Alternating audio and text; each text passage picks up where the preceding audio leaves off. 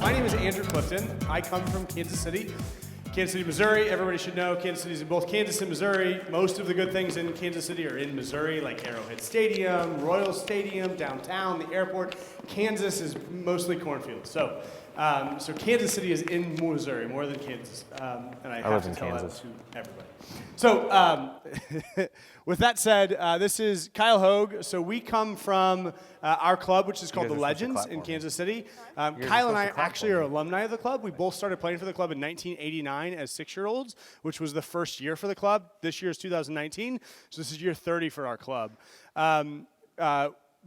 We, as players, played our entire youth career for the Legends in a really unique philosophy and curriculum centered around teaching kids, or encouraging kids to be really creative and attack and use fakes and moves to create space. So deceptive dribbling, goal scoring, and small-sided combination play.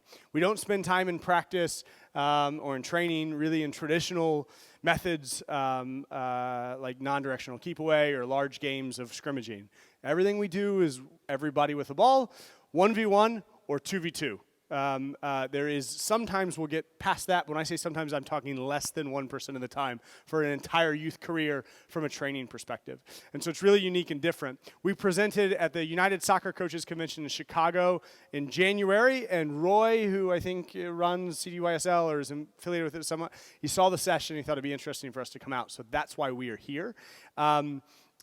With that said, we are going to put on a session today. Like essentially what we've done today is the 9 o'clock session was the first stage of our curriculum, which is when everybody has a ball at their feet for the entire time. And it's about learning the deceptive dribbling skills, the fakes and moves, the skills of scissors or Cruyff turns or Maradona turns to beat players to create space. So that's what we did in the first session. The second session, the next progression of our curriculum is 1v1. 1v1 where the kids are going simultaneous games of, you're going to see it here in a minute, but of 1v1 going at the same time. So the kids get a ton of repetitions trying to beat the person in front of them to score a goal. And the session we just put on before this was our 2v2 phase, which is essentially our last phase from a coaching curriculum within our club. And it's where we work on giving the kids a platform to work on combination play. So me and a teammate are working to beat 2 other players and score, but everybody's going simultaneously. Hey guys, welcome. Everybody's going simultaneously so that so it's a little bit chaotic. And you'll see a little bit of that today too. This last session, our plan is to kind of go through the whole thing quickly so you can get like a macro overview of the curriculum, but then talk about how we get our kids that we coach during games to play with what we say skill, but fakes and moves, to try to beat players off of the dribble. The reason we coach this way for us as a club is we're big fans of transfer of training, and so the concept, the physical education concept, principle that if you work on the most difficult skill, all related skills are learned at the same time.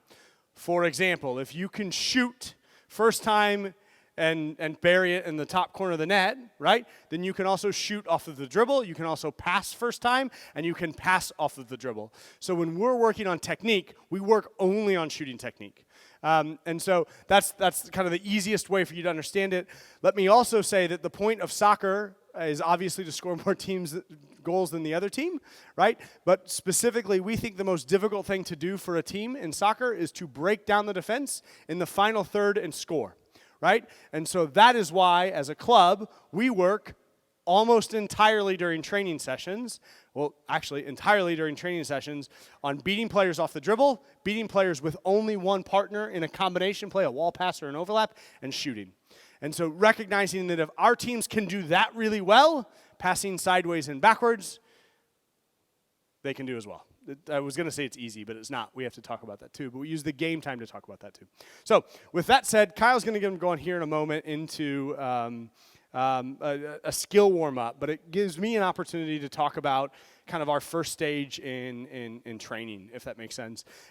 Essentially, the way this session will work, Kyle is going to train the kids, and I'm going to give you the rationale, be the narrator, kind of explain it. If you have questions, I'd be perfect to answer those questions. But for us, when we get kids, I guess I should say a little bit more about us as an organization. We are based out of Kansas City, but we have about 40,000 kids every week that participate in our program worldwide. We've expanded to China, Ireland, Scotland, Ecuador, Peru, Canada, and we have programs in a lot of places in the United States. We start with kids as young as age 2 and build them all the way up through 18. In Kansas City is where our club, so like our older years programming exists. In all those other places that I mentioned, we have programming from 2 to about 8. In our program, our club, we focus on giving the kids a really good foundation in fakes and moves to beat players to go to space. And so this group, because they've got a good coach back there, even though he likes Manchester United, this group has a base with the step overs and the scissors and the L turns, because I just asked them and they showed them to me. So I was happy to know that they know them. But for us, it's not fast footwork. It's skills to beat a player, right? And so fast footwork has its place. And by that I mean fast footwork is great for developing comfort on the ball so that you can touch the ball and receive the ball and move in new spaces and switch direction of play and all of that. It's fantastic for that. Again, we only get the kids for 2 hours a week, 3 hours at best if we're really lucky from a training perspective. So transfer of training, we don't work on fast footwork. Instead, we work on skills, scissors, with an explosion at the end that takes them somewhere to stuff the ball in the back of the net, to beat the defender, to get past a line of defense, to play a penetrating pass. Recognizing that we think that's the most difficult thing, and we only get a little bit of time. If they get good at that, they can do other things as well. So we give our kids a platform or a really good base in terms of fakes and moves. So we'll teach them the scissors and the Maradonas and the step overs and the Matthews and the Cruyffs to build that there. Once they get to where they've got a good confidence with the skills, right? And so this group does in terms of scissors here, right? Once they get to where they've got a good confidence with the skills, then we start to put them under pressure, right? Because we want to put them under pressure so that they can perform these skills in games. And so for us now, there's no pressure, there's no opposition. It's literally just repetitions, getting comfortable with the skills.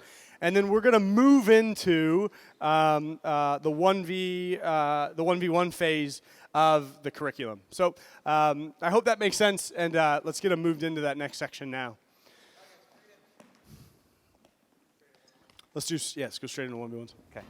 So for us, we'll use the 1v1 quite a bit. Did anybody see our 1v1 session earlier? Even better. So now I don't have to worry about saying anything twice and boring you. Okay. So 1v1. So if you could imagine, typically we have goals, but we have cones today. So this is a goal. On the far end is a goal as well. I'm actually going to move that goal a little bit closer.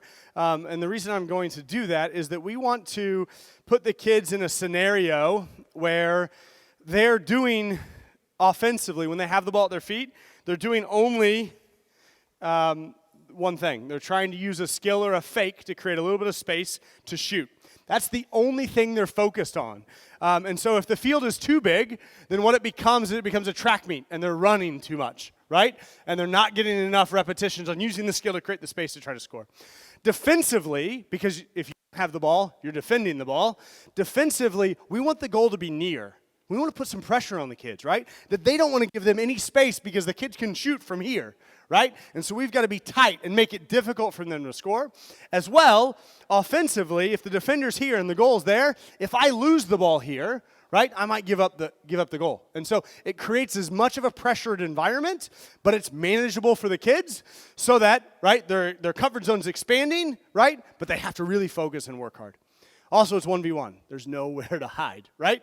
So if they were to decide to, for me in university, when I had a bad day, and we played 6v6v6, non-directional keep away, I could hide on the field. Coach wouldn't notice me. I could get through the session, right? And not get better, only get a little bit worse. In 1v1, there's nowhere to hide. So the kids always are coming, and they're working hard. Also, they're playing, right? And the game's the best teacher. The environment's the best teacher. And so with that said, so they're going to go. It's going to be simultaneous. How many of you guys love to see chaos in your training sessions? Everybody should have their hands up. I love chaos in my training sessions. I read a tweet yesterday, and I should actually look it up. I think I have a screenshot on my phone because it was great. But the tweet's comment was in one of the soccer coaching Twitter threads. The tweet was essentially like, as a culture, as American soccer coaches, maybe even world soccer coaches, we focus entirely too much on really organized training sessions. The game of soccer is not organized, right? It's 360 degrees. It's multiple levels where the ball could be, right? It's not organized. The game of soccer is a game about decisions. And right? And you know, Anders Ericsson, if you're a big fan of how many of you guys have heard of the 10,000 hour rule? Yeah, the 10,000 hour rule is essentially you have to put in 10,000 hours of not practice, of deep focused practice to become an expert in anything, right? Okay, whether that's piano playing or chess or soccer. And so we want to give the kids 10,000 hours of decision making, right? So they can be experts in terms of making decisions. And so in the 1v1 in this bit, it's going to be chaotic, right? Do you guys do 1v1s like this ever? Not like this. So it's going to be a bit chaotic. It's going to be new for them, right? They're going to have to figure it out. And what I mean by that is there's going to be two of them going. We're going to be playing one. I'm trying to score on that goal. He's trying to score on this goal. And everybody else is going to be playing 1v1s around him. So I'm not just playing the guy in front of me. I'm going to account for all the other players on the field. And what we do with this, we don't do this just for part of a session and move on to something else like we're going to do today to show you. We do 1v1s for 45 minutes of an hour and 15-minute session. And then the next week, we do it for 45 minutes. And then the next week, we do it for 45 minutes. And then 9 months later, we're doing it for 45 minutes of every session. And watching the kids gain in their confidence and their ability to create off the dribble and defend in a 1v1 scenario, if that makes sense. So, who's playing? Who are you playing? Come on over here. Are you playing him? There we go. Come on, 99. All right, very good. Does everybody get their matchup?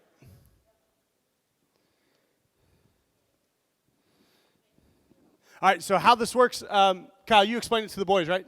Are you going to play goalie for us?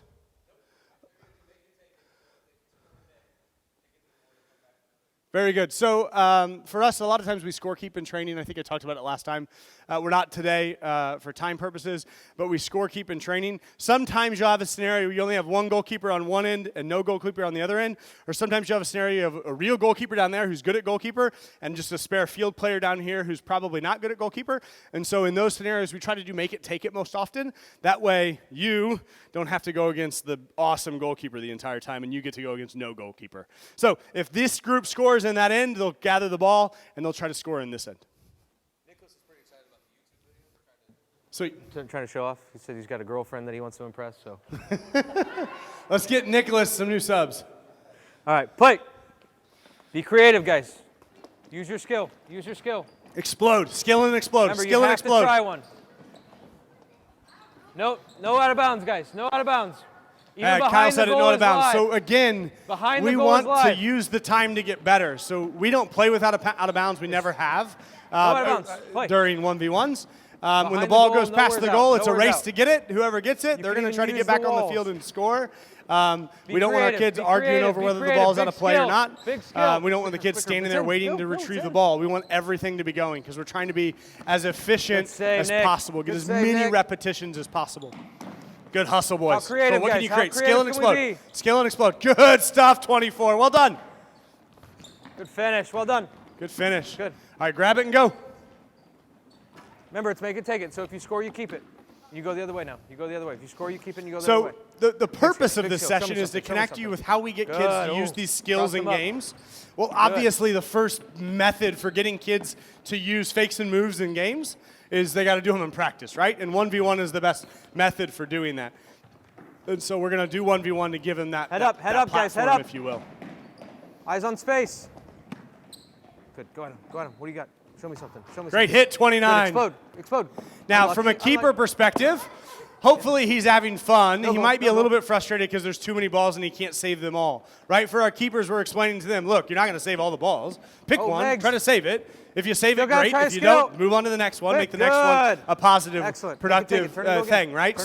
So for keepers, it's frustrating at first, but as you get into it, then it becomes a challenge, right? I'm going to stop every shot I get the opportunity to do, and he's going to have a ton of repetitions inside a 45 or hour-long 1v1 session. And of course, you stack that on 9 months, Gotta 12 just go. months, Gotta just go 36 before you months, and it really goes going, somewhere. Keep going, keep going, keep going. Time. Stop there and come in, guys. Great work, fellas. Good stuff. Real quick, guys, on the jog, on the jog. All right, so when we do our 1v1s, Nick, even it's just as we do the 2v2s for those that were in the last session. It's a 2-minute round or a 3-minute round, whatever seems appropriate for the group. And then we'll gather them over there. They'll grab a drink of water. They'll report their score, right? And their score might be what the score was with their opponent. We tied 1-1, right? Or it might be, maybe you say, guys, I don't know how many goals you score. I want to know how many skills you did, right? Maybe that's what you're working on. They'll report, I did 12 skills. Oh, great stuff. Good work, right? Or maybe your team's not aggressive enough defensively, and so you want them to count the number of tackles they make, right? Coach, I got 4 tackles in. Awesome. Fantastic. I got no tackles in. All right, I'll watch your next round. I'll see if I can give you some pointers as to how I can help you find a spot for a tackle, or defend. So that's there. So we'll do that. It'll be a 2-minute break or so. They're probably breathing hard. Like, that's tough. It's difficult. It's good work. And so then they're going to come back out on the pitch and go back to it, right, with another opponent, and hopefully we get 10 or 12 rounds in throughout the course of a practice. Kyle, you want to do one more round of 1v1, or do you want to? Okay. So we're going to do one more round of 1v1, just so you can see the guys do it and put the work in. And then we'll move on to, what are we going to go from there? Then we're going to do one round of 2v2s so you can see our progression, and then we're going to get into a full game. And I'm going to give you a lot of tactics and strategies I use as a coach to get my kids to be willing to fail. As a coach, there's 2 things that seem the oxymoron or the opposite of what we want to do as coaches. You know, a lot of times I think we think as coaching as like our role and responsibility is to give kids a platform to be successful, right? So we're going to find out what they do well. We're going to expose that. We're going to find out what they do bad, and we're going to hide that, right? And that's going to help us be expedient to win the game. And as coaches, like that, we're educators first, right? So our responsibility really should be to find out what they do bad, right? And then make them do that over and over and over again within the confines of the game and training so they can improve on it. And so with that in mind, for us during both our training sessions and our games, we want to help them. We want to help provide those opportunities and then create conditions that make them work on what they're not good at.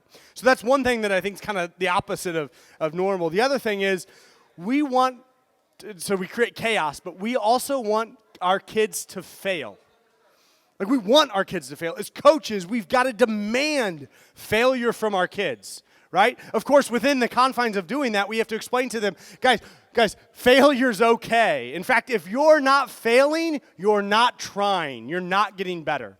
And so that's a big function for me when I'm training and working with a team, not just on a one-off, but an ongoing way, is, hey, girls or boys, like, we're going to fail today. Like, I want you to try things that you're not good at, and I want you to do them faster and faster, and more skills. I want you to trip over your feet while you're doing your skill so that you can improve on it and eventually become successful with it.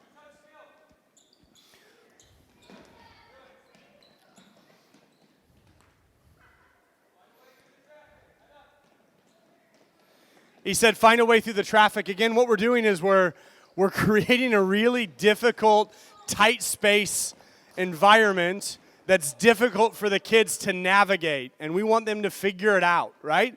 We're not telling them how to solve it. We're giving them conditions that they have to use to solve. Great save, keeper. That they have to use to solve it in terms of using skill and whatnot, because we know in our long-term plan from a developmental perspective that's going to make them better soccer players and hopefully better people as well, willing to take things on and take risk. But the environment's going to be the teacher, right? So we want them to figure out how to make it work. Good attitude, Connor. I think sometimes as coaches, even for me, when I, at Something times, big, guys. and Something definitely big. when I first started coaching, I wanted to figure out. Don't dive. When I did things in training, I wanted it to look really good. Bounce. And see the kids be Let's successful. play faster, boys. Play and faster. maybe see them fail or struggle with things, but see them get success. Come on, Alex. Take them on. And so quicker, great Alex, scissor quicker. 71. So, but for us, we wanted. Now that we do this, Connor. it's a totally different Good perspective, feet, and we have to Good feet. embrace Good, Connor. the Can we finish? chaos. And it'll Love get more it, Connor. chaotic Love the as we move attitude, to the 2v2. Ooh, Great good strike. stuff. Good, guys. Good. Head up. Keep the eyes up. Keep the eyes up. You want to wrap this one up? Get to the next. They're competitive. They don't want me to stop. All right, guys, stop there. Kyle said they're competitive. They don't want me to stop. That's the other thing too. Like the more that the kids can play in a training session, and for our typical sessions, they play the entire time, right? So when they get to the session and they start arriving, we immediately put them into a game. The game we play most often, especially with the younger kids, is a game called Wembley. There's a goal. As they get there, right, sometimes we'll play, they're on their own, or sometimes they'll have a partner. They're a country. They get to pick their country, and they're trying to score as many goals as they can as we keep kicking balls out, right? And if they don't have a ball, they got to go steal one from another team. And so they're playing that, and that's like 15 minutes of the beginning of practice until everybody's there. And then we hop into the practice part of it, right? Which if it's skill building, we're teaching them skills, we'll teach them skills, and then use a bunch of games that we use that I can email you later that we don't have time to go through today. I went through them in the first hour today, but games that we use to teach the skill, and then that's playing. And then we'll move, if it's 1v1s, it's playing, right? So the kids are leaving the session tired, feeling like they accomplished something, better for it, right? But most importantly, they've had fun, and they're more connected to the sport and to the game. The U.S. men failed to qualify for the 2018 World Cup. Why did they fail to qualify for the 2018 World Cup? Because they couldn't score. They couldn't score more than the other team. They couldn't create or break down in the attacking third. I've read a lot of articles and a lot of people that have said, hey, the reason behind that is because we need more street soccer. We need our kids to go outside and play street soccer. I'll be honest with you, in Kansas City, I'm not going to drive to the middle of the city and drop my kids off at 6 p.m. and pick them back up at 8 so that they can play street soccer. It's just not going to work. It's never going to happen that way. And so what I have to do as a coach, what we as a coaching community and culture need to do, is we need to create the environments that give our kids what street soccer gave Ronaldo. Brazilian Ronaldo, what street soccer gave Messi, what street soccer gave Maradona, right?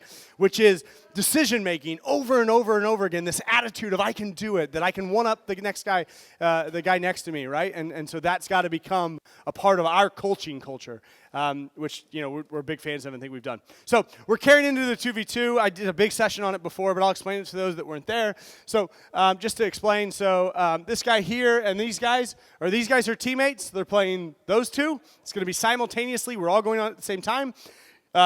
These two are marking each other, and these two are marking each other, right? Now he can defend him, but he's responsible for him, if this makes sense. And we build out from there in terms of tracking score, but also tracking back on defensive duties and whatnot from having somebody they're specifically responsible for. We work on pressure cover a ton, right? He's got the ball, so he's going to come up and pressure. He's in a cover position, right? So we can work on all of that through these 2v2s. But again, during our training sessions, we don't get past one ball between 4 for 97% of our training sessions for their entire youth career. So that said, we'll hop into it.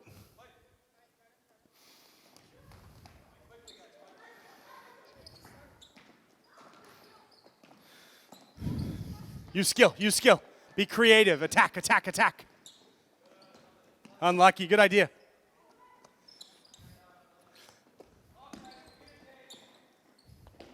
Somebody. There we go. What can you create? Work with your teammate. Make runs to support. Make runs to create space. Good. Early skill. Freeze. Good. So another thing, too, like the king of soccer is space. How do you create space and how do you use the space you have? So we train a ton of times in tight spaces so that the kids can learn to play in tight spaces if they don't have much space, right? But we also want to teach kids to create space. So can I use you four as an example? Make sure you guys are paying attention because this is a good lesson for you. So let's see here. Are you guys teammates? You have the ball right here. There you go. Okay, so actually let's do it this way. You have the ball. So we want to create space, right? Okay? So how can you create space for him who has the ball? Go away. Go away. Go away. Go. Keep going. Defender, what do you have to do when he goes away? Go defend. So we just created space. We created 2 opportunities for space with that run there, right? We created the opportunity for this fella. Maybe he's the Leo Messi of your league, right? He takes players on. He can go for it. We want to get out of his way, so he's in a 1v1 because 1v1 is where you go and you can take him on, right? So we've done that, but we've also created space somewhere else, boys. Look around. So I'm you for a moment. I'm you. Defenders come to me. Where have I created space? Let me point to it. There. I've created space here. So I've come all the way here. He's chased me, and just as he gets here, I go back here, and I've checked back into the space. Hopefully I've done it faster than he's gotten there. Does that make sense? So off the ball in the 2v2, go away, create space for the guy with the ball and for yourself to expose. Play. So again, like space is king, right? But guys, in the 1v1 and the 2v2, you can talk about how they use space and how they create space. For us as a club, we spend so much time asking our kids to dribble until they lose it, especially in the beginning stages. Beginning stages meaning like the first 4 years they're a part of the club, or maybe less, maybe more, but a long time. So we have to talk about all the time, like, get out of each other's way, right? So like I'm on the field most of the time coaching, even the 5s and the 6s. Space, give him space, give him space. It doesn't take long that they realize, oh yeah, I should get out of his way. Right? I got to say it a bunch, but eventually they start to get it. And then they can understand that dynamic. And that can apply to the bigger game at 17 or 18 when we start teaching the rest of it for them.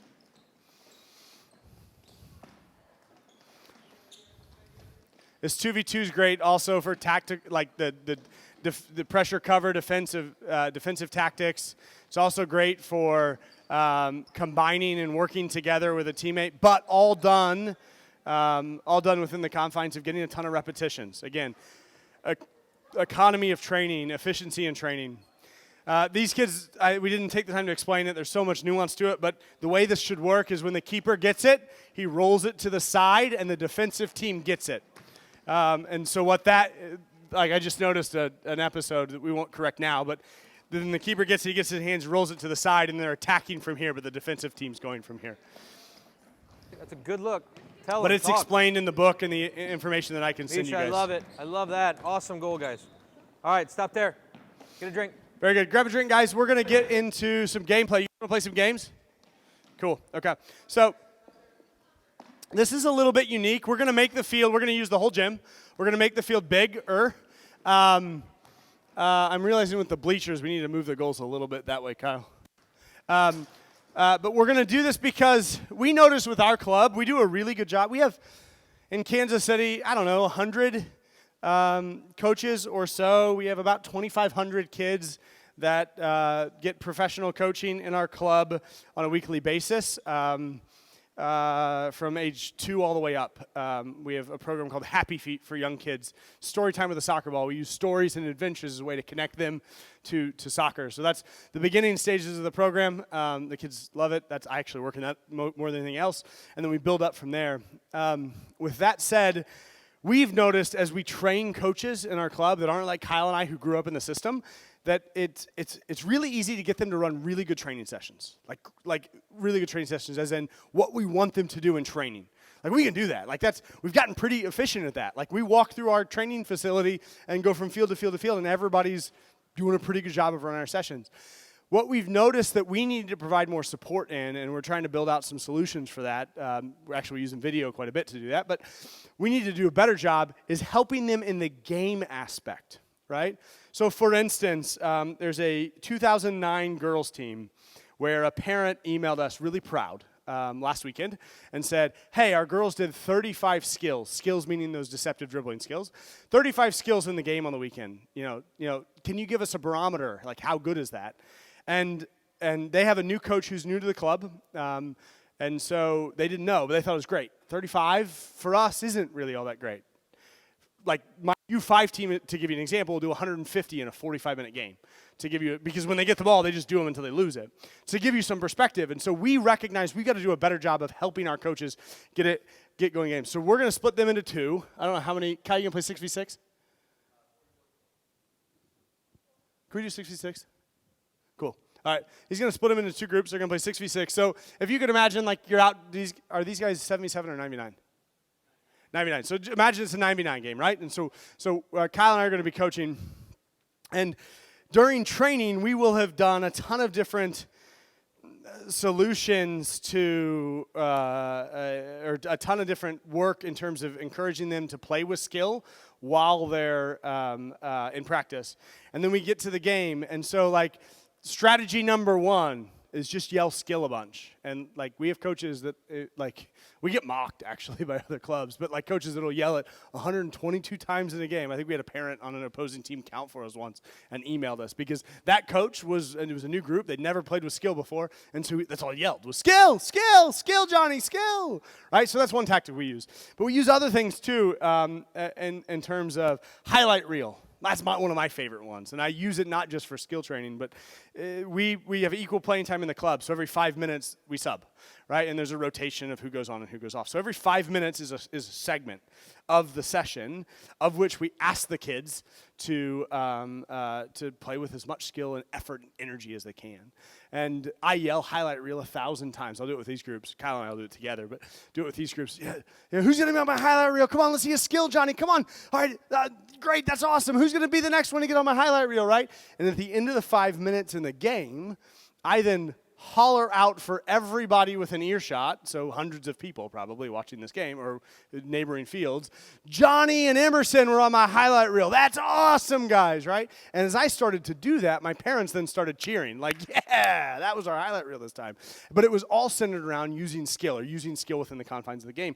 And so that became like a really good method or strategy for us to get the kids to be confident enough to use the skill in games. Sometimes I've had players that maybe it's their personality than a perfectionist, right? Have you guys ever coached a perfectionist before? They're the hardest to coach. They're so hard to coach just because they're 100% opposed to failing, right? And they only want to do it if they think it will be successful in that moment, right? And so like long-term developmentally, right, if they don't break through that, they're never going to be good. But if they do break through it, they can be amazing because they're perfectionists. So those can be really tough. And so you know, you've got to relate yourself to the kid, and every kid's a little bit different. But like we as coaches have oftentimes taken the time when they keep getting the ball and they keep just kicking it or keep passing it away, right? Getting rid of the responsibility. Oh, hot potato, I don't want this, right? Instead of trying that skill of in the game, Johnny, quick, come here, quick. And they go, the game's going on. I know, come on, quick. Regardless of the game, have him come over here and say, Johnny, next time you get it, I want you to see you do a scissors. You can do it. I believe in you. You believe in you. You can do it. Let's go back and go do it, right? And he runs back out there. And oftentimes, making the point of coaching them during the game and you're playing down a man as they come over to you is enough to get them to go, okay, this is really important to the coach, right? And I'm a perfectionist, so even though I think I'm going to fail, it's obviously important enough that I should try it. And oftentimes, that'll be the kick in the pants to get them going. And then they try it, and hopefully they have success if they're perfectionists, but they might not. And then I go crazy. Yeah, Johnny, that was fantastic. That is so awesome. I can't believe it, Johnny. Well done, right? And then even if they failed, like, man, that felt good. Man, I'm really glad my coach gave me all that enthusiasm centered around that specific thing that he needed me to do. So, Kyle, you ready to rock? Red and white down here. Okay. Very good. We have an uneven number, so one team will have more. Uneven numbers, but we'll make it work because that's what you do as a coach. All right, very good. All right, guys. Kyle, did you give them the expectation? Guys, look at me. We're going to play. Playing's fun, right? Huh? Yeah, you don't need the jersey, though. Yeah, playing's fun. We're going to play. Imagine it as though this is a proper game. What do we want you to do when you get the ball at your feet? Say it again. Skill. I want you to try a skill, right? No matter where you are on the field, try the skill. Can you guys do it? Very good. All right, that's the goal. Ready? Sure. Okay. Play. All right, so we're playing skill. Good, Yes, Maradona Tyler. turn. Great stuff, buddy. Go on, what can you create? Try a skill. That's a good effort on that Maradona. Try it, guys. Make sure you explode after your skill. Skill first, guys. Skill and explode. Don't just pass it on. Skill and explode. Don't panic. Okay? Good Maradona turn. Very good. Good work. Good Maradona turn. Well done. Space is tight, guys. Create space for your teammates so they can use their skill. Create space for your teammates so they can use. Skill first. Good. Make sure we got a skill before we do anything else. Nothing's out, guys. Same thing. Nothing's out. Keep playing. Just skill. Keep the game skill. going. One touch skill. Okay, that's probably out. That's probably out. All right, freeze for a moment. Guys, right? Skill first, right? How can we create space so there's more space for our teammates to do skill? Go on. All right, when you get the ball, what's the first thing you should do? Set it down on the floor. No, when you get the ball, what's the first thing you should do? A skill. Go for it, right? You cannot fail. I believe in you. Go. Good. Great L turn. That's awesome. Plan. So, to give you, I guess, some thought process and perspective, good idea. is if you guys make the decision, like, I'm going to really invest into these kids in terms of, from a long-term perspective, to get them to use more skill in the games. Freeze! Things like that are going to happen, right? What's the obvious problem there? Way too bunched up, right? Hey, guys, don't worry about it, though. Way too bunched up, but what am I asking them to do right now? Skill. So they're watching the ball. They're trying to figure out where the ball is. They're going to get it, right? It's a necessary evil. If you want to call that evil, which it kind of is when they get older, right? It's a necessary evil. But it doesn't mean I'm not going to keep bringing it up, but I'm not going to bring it up if it's at the detriment of the willingness to try and build out those skills. The second thing is kids are going to do a skill in the wrong spot, right? Let's say I'm last man back. Can we pass the ball to 53 right here? He's got a good Maradona. Pass it right here.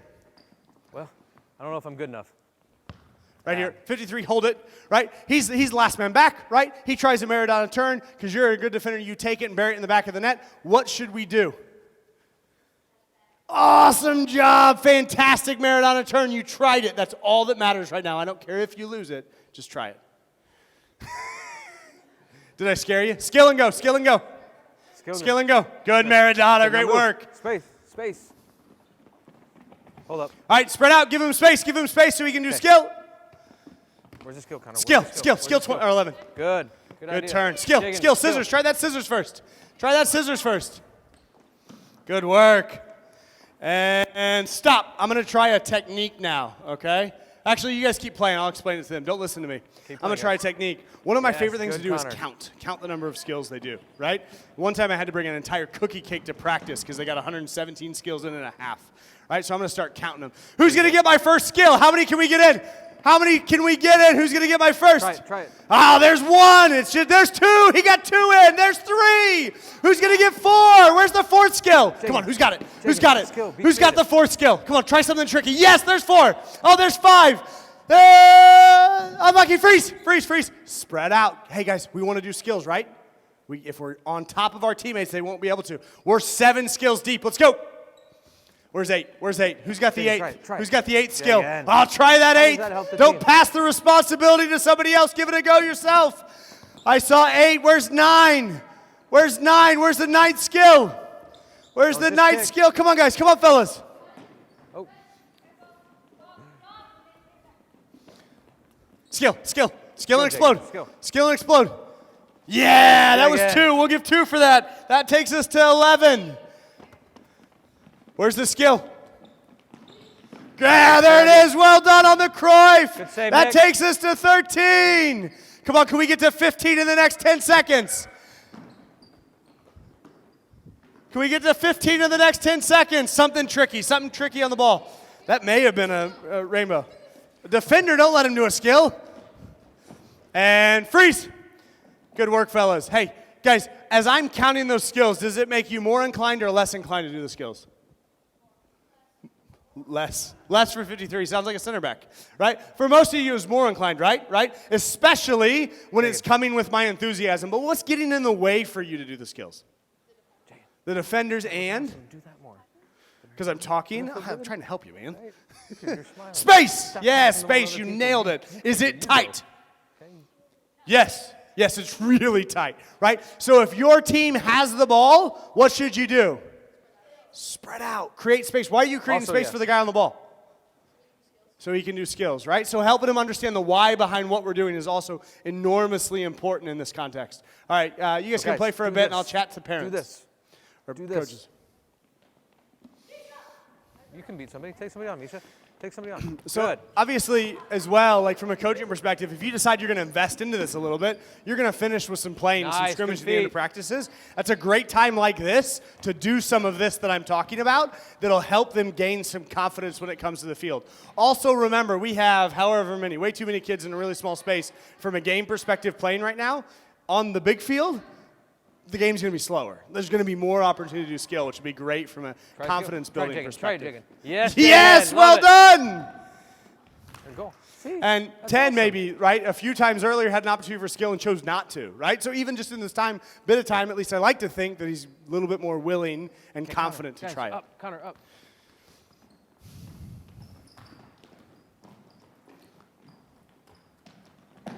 Good, Levant. All right, Jagan, what do you got? What do you got? Good work, guys. Good hustle. Be creative. Be creative. Good idea. Good idea. Great ball. Let's go, Connor. Yes, Connor. Good battle, guys. Good battle. So I wanted to tell this story. We'll let the boys play while I explain it. So I think I've mentioned to you I'm coaching a 2007 girls team, and I've had them for a while. Now, 3 Red, years, I think. up and out. And, I went through the skill phase where I was teaching them the skill a lot. And they were getting to where they could do proper skills, like pretty good technique, under pressure or not under pressure during practices. During games, they could do them as well. But we went through this like really rough patch of losing. And when I say losing, I mean losing, like specifically losing, not the game. Yes, we were losing the game, but losing the moments, right? Every moment is an opportunity to try and put max effort in and improve, or an opportunity not to, right? And so if you try and put effort into it, my kids know this, if I try and put effort to it in that moment, I won that moment, regardless of the result, process-based stuff. And so we were losing a lot. And so I was really frustrated, and I was trying to figure out what do I do to get into them and to figure this out. And so I took halftime. The first half was really rough. It might have been rough too. It was really rough, and so I pulled him down. I went as far away from the field as I could, and just went on this super intense build 'em up halftime talk, centered around one word. It was believe, right? And what was happening, I was thinking for my girls, is they were getting the ball at their feet, and every time they went to perform a skill, they didn't believe that it was going to come out the way they wanted it to, right? They thought it might just, whatever, like I'm probably going to lose it, but coach says to do it. And sure enough, right, belief that they weren't going to do it meant that it wasn't going to work, right? And so like I went into this giant, intense chat of basically like essentially communicating to them, like, guys, do you trust me? They said, yeah. What do you mean? Like, what do you mean, yeah? Like, you actually trust me? Like, when I ask you to do something, do you think I ask you to do it because I believe in you and that you can do it? Well, yeah, of course, okay? So you trust me, right? And guys, I trust you. I don't trust that every time you do something it's going to work out, but I trust that you can really go for it, right? And if you do that more often than not, I trust that it'll work out for you. And so this whole concept around believe. And then for the next half, the only word that came out of my mouth for the next 30 minutes was believe. Believe! As they went into a tackle to win the ball off somebody, I was yelling believe. I was trying to become their subconscious, right? As they had the ball at their feet, believe, right? And they knew within the context that meant to try a skill and to believe that they were going to work. I think we were down like 3-0 in the first half. We ended up winning the game 4-3. Right? And that's not to say winning's the important bit there. That's to say that obviously they started winning those moments because I was helping them to become their subconscious. And as we coach young kids, things steamroll in a positive way or a negative way because they're so much built around emotion, it seems, right? They're not professionals. They don't have the ability to, to push through really rough spots. As well. And so it's really emotional from that perspective. And so I tell that story to explain that when you're coaching kids, whether it's in small-sided games or practice or 1v1s or game stuff, you've got to oftentimes get out of your head or their head, like the tactical big concepts, and really get into encouraging them and finding identifiable small bits, one word, believe, right? Or things like it that will get into their subconscious and get them to go. And then that'll steamroll into a confidence building bit. Am I done?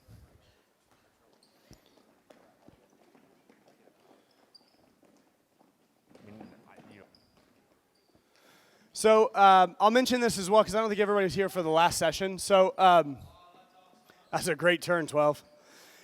Is one touch, two touch, fake it, move within two. And so we'll use that often in training for our kids. We want to increase speed of play, right? Stuff, That's, boys. everybody wants to do that from a soccer coaching perspective.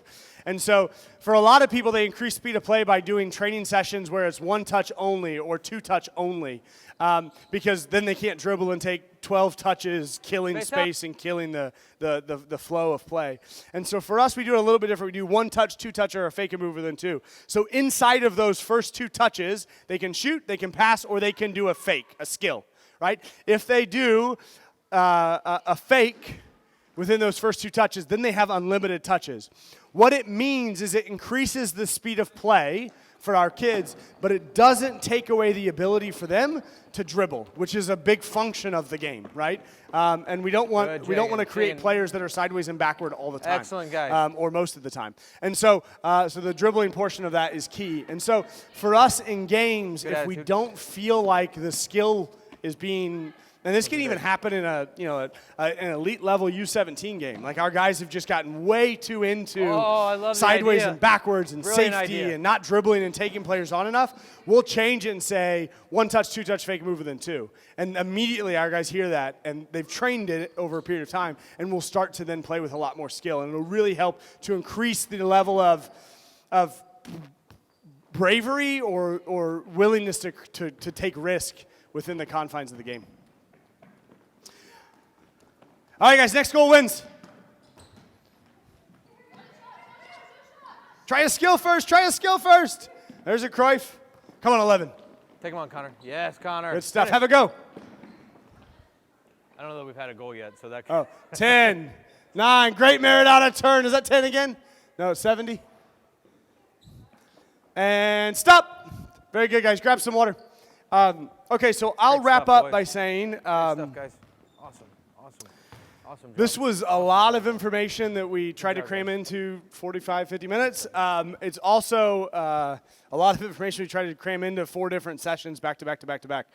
There is a sheet that has contact information that I'm taking down from you guys because I'm just going to email you and introduce myself and make available to you our catalog of content about our coaching philosophy and curriculum that we have on YouTube that you can use, right? There's no cost to it. It's free. We also have a book hanging around here somewhere, but I can email you a free PDF copy as well. So, and the book is got like basically Andy wrote it. It's long, but they're really short chapters on our philosophy and the rationale behind it. Essentially, any traditional soccer concept, coaching concept that he thought was wrong and we did differently, he wrote a chapter about it. And so there's like 80 chapters or something. So a lot of things he thinks that the traditional soccer is wrong, but I'll email that to you as well. So if you want some information, be sure to put your stuff down there. And we are really passionate about what a play-focused environment can do for kids, especially one that encourages the kids to take risk and be brave enough to take risk and look at creative options, and that develops leadership skills, and leadership is really what we're after from an organizational mission perspective. And with that in mind, we're happy to help you guys with your teams in any way that we can. So with that said, hey, boys, great stuff today. Awesome work. Good stuff. Good job today. And parents and coaches, thanks for coming along.